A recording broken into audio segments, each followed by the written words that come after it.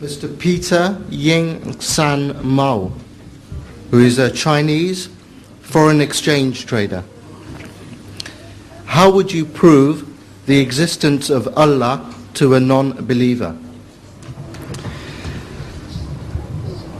Existence of Allah can be proved to the non-believers by looking at the creation of the world, at everything.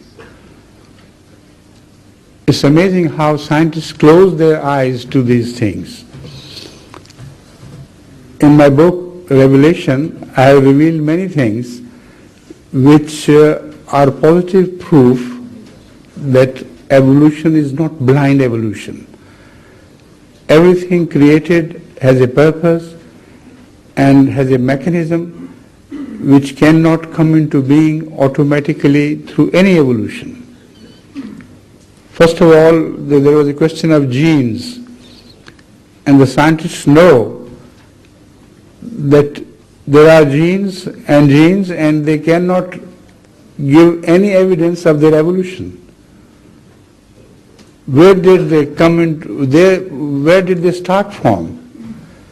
How from dead earth suddenly the genes sprang up? And among other things, the most surprising thing is chlorophyll. Although the scientists try to give evolutionary history of other materials necessary for the development and maintenance of life, they can't give a single explanation as to how chlorophyll was evolved. There is no history of evolution of chlorophyll at all. And without chlorophyll, life could not exist. The green grass which the cows and other milking animals eat, it has chlorophyll. And it is only by the virtue of that chlorophyll that everything is converted into other chemicals. The entire phenomenon of getting milk and fat from out of grass and bones and brain and all the organs of the human body, they all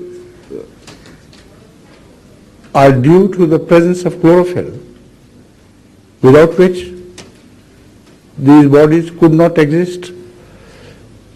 So to cut the matter short, I'll advise you, if you know English very well, I hope you do, to get a copy of my book Revelation and go through this chapter.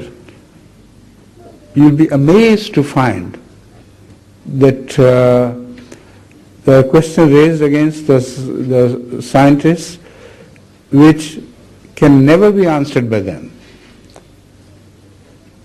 I go for a morning walk daily, where I hear nowadays the sound of woodpecker. Now, scientists know very well that the woodpecker strikes at the trunk of the tree to scare the worms hidden within, so that they come out, like you knock at the door and somebody comes out, just to eat them. But they strike so hard that their brain should have gone out of, it would have gone kaput completely by the first or two strikes only. But they have a cushioning system between their beaks and the brain. And that cushion which is created in between, which does not exist in the form of, in the beak of any other bird,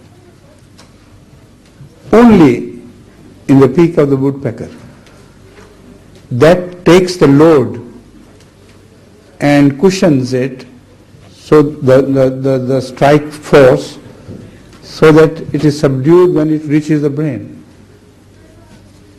Now tell me, how could it have become possible by evolving? When was the first woodpecker created? And if he stuck with the same pose, he would have been destroyed and killed.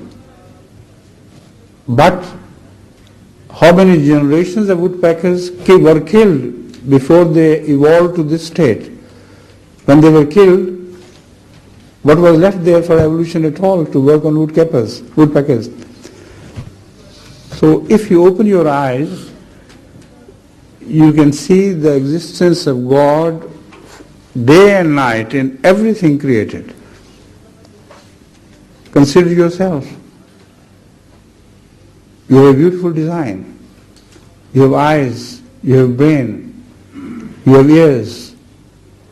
And whatever the message of eye to the brain is conveyed through some ducts with electrical messages.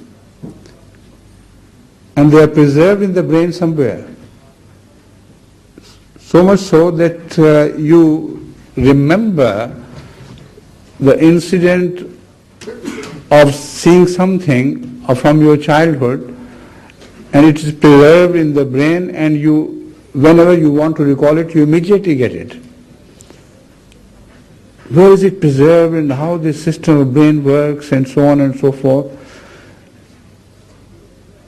The tales you can tell about your own body are unlimited. What the scientists have studied about the brain is only superficial so far. But volumes upon volumes are written about the surface of the brain. What is happening inside it, they don't know. So if you want to learn about the existence of God, try to look at the things around you with contemplation and depth. And try sometimes to think about yourself. How were you made? How your eyes came into being? How the complicated system of your ears came into being, and all that. So I think for the time being, let it suffice.